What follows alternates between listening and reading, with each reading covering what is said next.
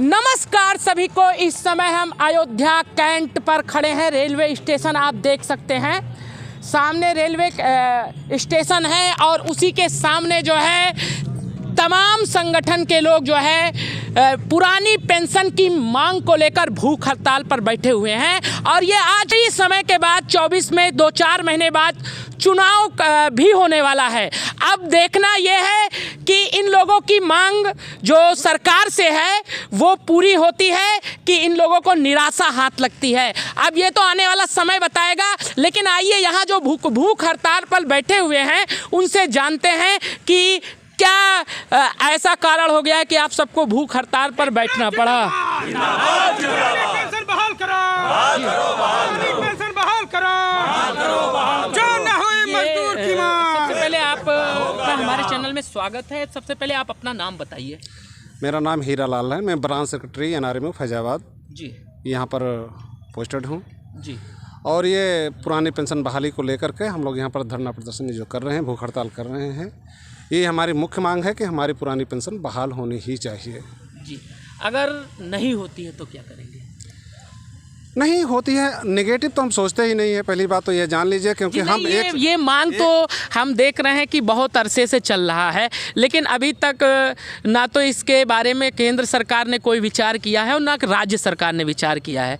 और दोनों बार जो है पूर्ण बहुमत की सरकार भी बन चुकी है। तो क्या लगता है कि इस बार आपका ये सफल रहेगा धरना? नहीं, ऐसा नहीं है। विचार कर रही सरकार ने विचार किया है, केंद्र सरकार ने भी विचार किया। आपने देखा होगा कि हमारे 3-4 राज्यों में पुरानी पेंशन बहाल हो गई है, चल रही है। जब हम लोग अपना संघर्ष करेंगे तो निश्चित तौर पर उस पर सरकार को कुछ ना कुछ देखना ही पड़ेगा। और परिणाम स्वरूप जैसे NPS पहले था उसमें से काफ़ी परिवर्तन किया है सरकार ने। ये हमारी मांगों के अनुसार ही किया है। उन लोगों ने ऐसे थोड़े नहीं कर दिया, नहीं तो वो क्यों परिवर्तन करते? अगर कुछ नहीं करना चाहते तो परिवर्तन ही क्यों करते? लेकिन उन्होंने बहुत हद तक परिवर्तन किया है, लेकिन उसमें बहुत कुछ कमियां हैं जिसके कारण से हम ये चाहते हैं कि हमारी पुरानी पेंशन ज्यों की त्यों बहाल होनी चाहिए। क्योंकि हमारे के बाद में, मेरे बाद में हमारी जो फैमिली है, मेरा परिवार जो है, उसके लिए भी होना चाहिए। आप अच्छी तरह से जानते हैं कि 60 साल की उम्र बीत जाने के बाद में कोई काम करने लायक रह ही नहीं जाता है। और ऐसी स्थिति में जब हमको 2000 रुपये, 1800 रुपये, 1700 रुपये पेंशन मिलेगी तो उसमें दवाइयाँ भी नहीं आ पाएंगी। तो हमें, हमारी मांग निश्चित तौर पर यह है कि सरकार इस पर विशेष ध्यान दे और हमारी पुरानी पेंशन को बहाल करे। क्योंकि अगर ये दोहरी जो रणनीति अपनाई जाती है, अगर पुरानी पेंशन कहते हैं कि ये ठीक नहीं है तो पुरानी पेंशन पहले सरकार अपने आप छोड़ दे। वो लोग क्यों लेते हैं? सांसद विधायक जितने हैं वो सारे अपना पुरानी पेंशन लेते हैं और हम 60 साल तक, अपने 40 साल 42 साल तक हम सर्विस करते हैं देश की उन्नति के लिए, देश के राष्ट्र के हित में हम अपना सर्वोच्च न्यौछावर कर देते हैं। एक सवाल ये है कि जैसे आपने कहा सांसद विधायक का पेंशन क्यों, तो अगर उनका पेंशन बंद हो जाता है और सरकार कहती है कि अब उन्हें भी पेंशन नहीं दिया जाएगा तो क्या आप संतुष्ट हो जाएंगे? बिल्कुल नहीं संतुष्ट होंगे। क्यों? हमारे उनसे क्या मतलब है? लेकिन दो नीतियाँ नहीं होनी चाहिए, ये देखने की बात है। लेकिन जो सही है उसको सही करो, ख़त्म क्यों करें? उनको भी चाहिए लेकिन हमको भी चाहिए। हमें पुरानी पेंशन चाहिए, हमारे परिवार को भी पुरानी पेंशन चाहिए। निश्चित तौर पर हम पुरानी पेंशन लेकर रहेंगे, ये हमारी मांग है सरकार से। जी, क्या लगता है हो जाएगा, कार्य बन जाएगा? हमें आशा ही नहीं, पूर्ण विश्वास है कि सरकार पुरानी पेंशन देगी। हाँ। जिस प्रकार से भाजपा के लोग रहे हों या जो भी पार्टियां रही हो, 60 साल कांग्रेस ने राज किया, तब भारतीय जनता पार्टी सत्ता में आ पाई। जी। तो उसी प्रकार से ये हमको पेंशन देंगे। हाँ। और नहीं देंगे तो जिस प्रकार से सत्ता से चली गई कांग्रेस, जिसको हमेशा एक अहम में जीती थी, दूसरे वहम में जीती थी, उसी प्रकार से भारतीय जनता पार्टी भी। अब ये भी तो आप देख सकते हैं कि हर विभागों का निजीकरण कर दिया जा रहा है। तो क्या आप सबको लगता है कि पेंशन की व्यवस्था बन पाएगी? हमारा एक छोटा सा आप विचार सुन लीजिए कि कितने प्राइवेट लोग, संविदा के कर्मचारी, निजीकरण के कर्मचारी, कोरोना जैसे आपदा काल में कितने कोविड सेंटरों पे उन्होंने मदद किया, कितने रेलवे में मदद किया तो उन्हीं सरकारी कर्मचारियों ने जो सरकार के अधीन कार्य करते चले आ रहे हैं। और इस सरकारी नौकरी में आने का आकर्षण ही पुरानी पेंशन था, इसके अलावा क्या था? और सरकारों द्वारा, यही नहीं भारतीय जनता पार्टी की सरकार ने ही हमारे कर्मचारियों के साथ दुर्व्यवहार किया। निश्चित तौर पे भेदभावपूर्ण रवैया इनकी पूर्ववर्ती सरकारों ने किया। हमको जब राज्य सरकार का कोई भी कर्मचारी मोटरसाइकिल खरीदता था तो उसको 10% जो सेल टैक्स जिसको हम कहते थे व्यापार कर लगता था, उसकी पूरी छूट मिलती थी। 12 महीने के बजाय हमें 13 महीने का वेतन मिलता था। 1 महीने एक्स्ट्रा जब हम लोग अवकाश नहीं लेते थे उसको अवकाश नकदीकरण बोला जाता था। वो 1 महीने के वेतन से हमारे परिवार के लोग दीपावली पे जा कर के अच्छी खरीदारी करते थे। कर्मचारी ये कहता था कि मुझे 1 महीने का जब एक्स्ट्रा वेतन मिलेगा वो मैं आपको फ्री दे दूंगा। जी, लेकिन जो सरकारों का मानना है, सरकार तो ये कहती है कि जब कोई रिटायर हो रहा है तो हम उसको इतना फंड और बोनस दे रहे हैं कि उसे फिर कोई आवश्यकता ही नहीं, वो कहीं भी रखेगा तो उसे वो पैसा मिल जाएगा। इस पर आप क्या कहना चाहेंगे? पैसा हमारा, उस पर वो कौन होते हैं निर्धारित करने वाले? जी, मैं कह रहा हूँ कि मेरा पैसा है, मुझे 14% नहीं चाहिए। मुझे आप जो पुरानी पेंशन दे रहे हैं वैसे ही दीजिए। शेयर मार्केट में आज शेयर मार्केट का हाल देखते हैं। अभी एक रिपोर्ट आई, हिडेनबर्ग की रिपोर्ट आई, अडानी धड़ाम हो गए। तो ऐसे ही रिपोर्ट आएगी, शेयर मार्केट गिर जाएगा, हमारे कर्मचारी की जीवन भर की कमाई रहेगी, वो घर खाली हाथ चला जाएगा। अब तो सरकार ने ये भी तो कर दिया है कि उस पर पूरी गारंटी है, नुकसान नहीं, गारंटी नहीं है। गारंटीड पेंशन नहीं है। अगर आप कह रहे हैं कि गारंटी है तो ये पेंशन जो दे रहे हैं वो गारंटीड पेंशन नहीं है। वो हम तो रिटायर हो रहे हैं। फंड बोनस की बात कर रहे हैं, वो तो गारंटी वो आपको मिलेगी। फंड बोनस दे रहे हैं तो मेरा पैसा है, उस पे उनका क्या हक है? जी, फंड बोनस हमारे जितने लायबिलिटी मतलब ने जो दिया है वही वो वापस कर रहे हैं। बाकी जो हमारा पेंशन है, पेंशन पे वो हमको पुरानी पेंशन दे, नई पेंशन हमको शेयर आधारित नहीं चाहिए। दूसरी बात, इस पेंशन की एक और कमी है, आपको नहीं पता होगा, चिकित्सा प्रतिपूर्ति जो कर्मचारियों को मिलती है रिटायरमेंट के बाद भी वो नहीं मिलती है। मतलब कर्मचारी इलाज अगर बीमार होगा, सेवानिवृत्त कर्मचारी, तो इलाज अपने पैसे से कराएगा। जी, आपका नाम? डेनियल भारती। जी, आप ये बताइए कि क्या लगता है कि 24 के चुनाव के पहले आप सबकी मांग पूरी हो जाएगी? बिल्कुल लगता है नहीं, पूरा प्रतीकात्मक है। इसीलिए देखिए आप, इसके पहले भी उन्होंने कमेटी बना दी है हमारे हड़ताल के लिए ही, और उसके बाद उन्होंने ही अभी 40%, 47%, 50% देने तक की बात कही। अभी आगे उन्होंने 11 तारीख को हमारे जो इस मंच के नेतृत्व के हैं उनके द्वारा, पदाधिकारियों द्वारा, अभी 11 तारीख को उनकी समीक्षा बैठक है, फिर उनको बुलाया गया है वहाँ पर। फिर प्रांत के नेतृत्व जो हमारे हैं माननीय साहब, उनके द्वारा जो निर्देश प्राप्त होंगे नहीं तो 24 में, तो उनके लिए निश्चित है बहुत ही दुर्भाग्यपूर्ण होगा और इस सरकार को उसका कष्ट झेलना पड़ेगा। अगर जैसे ना किया गया, अगर ना हुआ तो आप लोग क्या नाराजगी दिखाएंगे? वोट आपका कहीं और जाएगा कि फिर भारतीय जनता पार्टी? नहीं, इसमें कोई शंका नहीं। कर्मचारी एक वर्ग है, ठीक है, कर्मचारी हमारा, कर्मचारी के परिवार, आप समझिए, निश्चित रूप से अगर वो हमारी मांगें नहीं पूरी करेंगे, हम भी तो उनके जनता हैं, हम भी उनकी प्रजा हैं, तो हम निश्चित ही उनका विरोध करेंगे। जो सरकार हमारे मांग को नहीं पूरा करती, हम उसके विरोध में निश्चित रूप से खड़े रहेंगे। और हमारी तो सरकार से यही मांग है, आप कर दीजिए, इसमें कोई एक्स्ट्रा उनका वेतन भी नहीं, ना एक्स्ट्रा कोई बोझ पड़ रहा उन पर। जो भी है सब इसी हमारे ही पैसे का, जो वो शेयर मार्केट में लगा रहे हैं, वो शेयर मार्केट केवल उनका ख़त्म होगा, जिससे उनको कोई हानि नहीं है। ये कर्मचारी का ही पैसा वो मूल रूप में, मूल पेंशन में, पुरानी पेंशन में देते हैं। इसको हमारे विद्वानों द्वारा उनको टेबल टॉक पर समझाया जा चुका है। इसमें कोई दो राय नहीं है कि अगर वो कहते हैं हमको वित्तीय बोझ पड़ रहा है, ये पड़ रहा है, ये सब गलत है। आप टेबल टॉक करिए, हमारे जो प्रांतीय नेतृत्व से टेबल टॉक करिए, वो तो कह रहे हैं, समझा रहे हैं, उसमें एक भी एक्स्ट्रा पैसा अगर उनका बोझ पड़ता है तो वो हम निश्चित अपनी मांग को जो है जी। आपका क्या कहना है? क्या लगता है कि 24 के चुनाव के पहले आप सबकी मांग पूरी होगी? बिल्कुल पूरी होगी। सरकार से हम लोग यही उम्मीद लगाए बैठे हुए हैं, इसीलिए जो हम लोग यहाँ पर जो है फास्ट रखे हुए हैं जी। अच्छा, ये बताइए कि कितने संगठन के, कौन कौन से संगठन के यहाँ पदाधिकारी मौजूद हैं? कितने संगठन का अभी तक आप सबको उत्तर प्रदेश में समर्थन मिला हुआ है?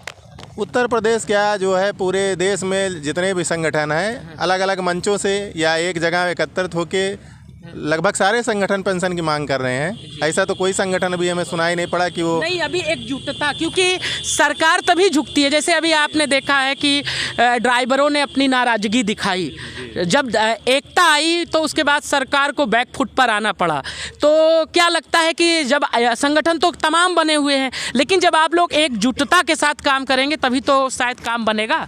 इस सवाल को हाँ उत्तर बिल्कुल, दीजिए। जो है जब हम लोग जो है एकजुट रहेंगे तभी सरकारें मांगेंगी। अभी आप हम लोग दिल्ली में जो है वहाँ बहुत बड़ा जो है प्रदर्शन हुआ था, तो करीब हमको लगता है 20-25 लाख लोग एकत्र हुए थे। तो सरकार को मानना है कि नहीं मानना हो तो सरकार के ऊपर निर्भर है, लेकिन बहुत व्यापक रूप से जो है पूरे देश में जो है पेंशन के लिए आंदोलन चल रहा है। आपका नाम? अमित कुमार जी। यहाँ पे कुछ महिलाएं भी बैठी हुई हैं, उनसे भी जानते हैं कि क्या कहा जाता है। साथ में महिलाओं को कई जिम्मेदारियां आज के समय में मिल चुकी है। जिस प्रकार से समय बदला है उस हिसाब से आज देखा जाए कि वो घर का भी कार्य देख रही हैं, और साथ में ये भी देखा जा रहा है कि सरकार की व्यवस्थाओं में भी कहीं ना कहीं किसी न किसी पद पर रहकर जो है वहाँ भी अपनी जिम्मेदारी का निर्वहन कर रही हैं। तो आप इस पर क्या कहना चाहेंगी कि आप भी किस पद पर हैं, कहाँ पे काम कर रही हैं? सबसे पहले अपना परिचय दीजिए। सर, हम अंबिका हैं और यहीं रेलवे में ओएस पद पर हैं जी, और एनपीएस के लिए यहाँ बैठे हैं। आज दूसरा दिन है। तो क्या लगता है, आप एक महिला हैं, क्या लगता है कि मांग पूरी होगी कि नहीं होगी? हाँ बिल्कुल होगी, इतने लोग इकट्ठा हैं, सबका साथ है। और तो मुख्यमंत्री जी से और प्रधानमंत्री जी से क्या कहना चाहेंगी आप? भाई हम यही कहना चाहेंगे कि वो सरकार है, सत्ता उनके हाथ में है, हम लोगों के लिए भी कुछ सोचे, क्योंकि हम लोग 60 साल बाद जब रिटायर होंगे तो इतना पैसा भी नहीं देते हैं एनपीएस वालों को कि वो अपने घर का खर्चा चला सकेंगे। रिटायर होने के बाद जो मिलता है हर महीने वो खर्चा हो जाता है लगभग। तो हम लोगों को पेंशन की व्यवस्था करें। जी, आप क्या कहना चाहेंगे? हमारा भी यही है कि हमारे लोग का पेंशन की बहाली की जाए। जी, आपका नाम क्या है? जी आशा। जी, अगर नहीं की जाती तो क्या करेंगे? क्यों नहीं होगी, हम लोग संघर्ष कर रहे हैं, क्यों नहीं होगी? होगी। नहीं, संघर्ष तो आप लोग बहुत दिनों से कर रही हैं, लेकिन अभी तक सरकार ने चेता नहीं। चेतेगा, हम लोग उम्मीद लगाए बैठे हैं और होगा, संघर्ष करते रहेंगे। जी, बिना प्रयास के कहाँ सर कुछ संभव है? जी, प्रयास तो आदमी का कर्तव्य है ना, उसका फर्ज है, वो प्रयास कर और जिस प्रकार से निजीकरण करती चली जा रही है, इस पे विपक्ष भी बहुत तेजी से कि हर चीज़ का निजीकरण। तो आने वाले समय में क्या लगता है आपको, सरकारी नौकरियां बचेगी कि ख़त्म हो जाएगी? ये सवाल मैं लेना चाहूँ। क्यों नहीं बचेगी, वो तो उनके हाथ में है। क्यों नहीं बचेगी? सरकारी नौकरी बचेगी, लेकिन जो हम लोग मांग कर रहे हैं अगर पूरा करेंगे तो बचेगी, नहीं तो उनके हाथ में है। पेंशन हटाकर नई पेंशन स्कीम लागू की गई है, तब से हमारा संगठन एआईआरएफ ही एक ऐसा संगठन है जो कि ये कह रहा है कि ये नई पेंशन स्कीम हमारे फ़ायदे की नहीं है, हमको पुरानी पेंशन चाहिए। और इसी संघर्ष का ये परिणाम है कि पहले हम लोगों को एनपीएस में 10% कटता था हमारे वेतन से, और 10% सरकार देती थी। लेकिन हमारे संगठन का ही ये प्रयास रहा, अनवरत जो हमने संघर्ष किया है, इसका परिणाम यह है कि सरकार अब 14% हमको देती थी। पहले 10% देती थी, अब 14% देती है। इसके बाद में क्या हुआ कि जब हमारे साथी की मृत्यु हो जाती थी तो उनकी फैमिली को कोई भी पारिवारिक पेंशन नहीं मिलती थी। लेकिन ये हमारे साथियों का, हमारे संगठन का और सबका एकजुट का प्रयास है, जिसके परिणाम स्वरूप सरकार ये सोचने पर विवश हो गई है कि हमको, हमारे परिवार को अब पुरानी पेंशन मिलनी चाहिए। सरकार इस पर विचार कर रही है। और आपको जानकर ये बहुत खुशी होगी कि जब हमने रामलीला मैदान पर लाखों की संख्या में दिल्ली को लाल कर दिया था, हमारे सैकड़ों साथी, हजारों साथी, लाखों साथी ने रामलीला मैदान को पूरा जाम कर दिया था, पूरी दिल्ली जाम हो गई थी। इसके बाद सरकार ये सोचने पर मजबूर हो गई और सरकार ने एक कमेटी बनाई है कि एनपीएस पर सुधार होना चाहिए। तो आप कैसे कह सकते हैं सरकार सोच नहीं रही है? सरकार, यही सरकार आप देखिएगा, ऐसा नहीं ना कि सरकार कोई जालिम सरकार है। जिस तरीके मोदी जी ने राम मंदिर 500 वर्षों का इतिहास संघर्ष समाप्त करके राम मंदिर का निर्माण किया है, तो हमारे साथियों के साथ यही मोदी जी से अपील करना चाहते हैं कि वो हमारे जो साथी हैं, रेल कर्मचारी हैं, जो हमारे साथी हैं, उनको निराश कदाप नहीं करेंगे। और देखिएगा, हम इतना तेज संघर्ष कर देंगे कि हमारे प्रधानमंत्री जी बेबस हो जाएंगे, हम लोगों को पेंशन जरूर देंगे और वो तो इतने ये क्या अगर जैसे वादा किया जाता है आपसे, आप सबसे वादा किया जाता है कि इस बार आप लोग सरकार बनाइए और उसके बाद 24 के बाद विचार किया जाएगा, तो क्या आप लोग मान लेंगे? देखिए एक बात सोचिए, आप कह रहे हैं कि सरकार बदल दी जाए, सरकार बदल दी जाए, लेकिन मेरा मानना है कि ये कोई बात नहीं हुई। मज़ा तो तब है जब हम लड़कर इसी सरकार से 2024 से पहले पुरानी पेंशन ले लें। हमको सरकार नहीं बदलनी है। नहीं, हमारा बात समझे नहीं। हमारा ये कहना है कि अगर केंद्र सरकार और राज्य सरकार के लोग आपसे मिलते हैं और कहते हैं कि आपके उस पर विचार, जैसे आपने बताया, चल रहा है, अब समय भी कम है, इस पर हम अभी फैसला नहीं ले सकते, लेकिन आप लोग हमको सपोर्ट कर दीजिए, लेकिन 24 का इलेक्शन होने के बाद लोकसभा का हम उसको कर देंगे, तो क्या कहना? देखिए, हमारा संघर्ष इतना बड़ा है, इतना विशाल संघर्ष है। आज ये जो संघर्ष हो रहा है ये फैजाबाद में नहीं है, पूरे भारतवर्ष में हर जगह ये संघर्ष हो रहा है। और कोई हमारे पास आए ये कहने के लिए कि आप हमारा साथ दीजिए, हम आपको पुरानी पेंशन देंगे, ऐसा नौबत ही नहीं आएगी। हर सरकार हमारे संघर्ष को देखकर ये विवश हो जाएगी कि अब कर्मचारियों को पुरानी पेंशन दे दी जाए, वरना हम बचेंगे नहीं और हम रहेंगे नहीं सत्ता में। जी, आपका शुभ नाम? AP मौर्य, मैं उपाध्यक्ष हूँ NRMU अयोध्या कैंट का।